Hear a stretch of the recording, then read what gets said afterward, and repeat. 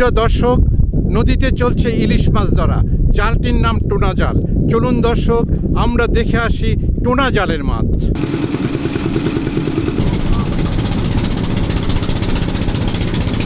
ভালো আছেন? প্রিয় দর্শক, ইলিশ মাছের রাজা। ইলিশ এমন একটি মাছ যার সাথে বাঙালির অনুভূতি ও ঐতিহ্য জড়িয়ে আছে। ইলিশ উৎপাদনে সংকটের কারণে বাজারে এর সরবরাহ পর্যাপ্ত নয়। এর ফলে ইলিশের দাম আকাশ ছোঁয়া। নানা কারণে ইলিশ এখন উচ্চবিত্তদের দখলে এবং নিম্নবিত্তরা সাধারণত এর স্বাদ নিতে পারে না। ইলিশ সাধারণত সাগরের মাছ, কিন্তু সাগর ছাড়াও এই মাছ পদ্মা এবং মেঘনা নদীতে পাওয়া যায়। তবে সুস্বাদু মাছ হিসাবে পদ্মার ইলিশ মাছের সাথে কোনো তুলনা নেই। এর বাজার চাহিদা বেশি বিধায় দামও বেশি।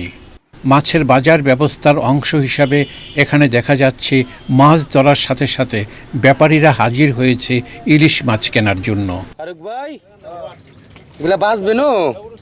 এ দেখে যা। হ্যাঁ,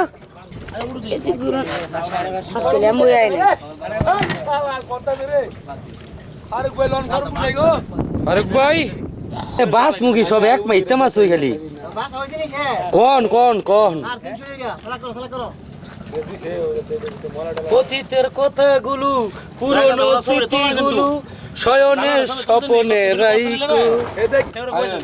350 টাকা।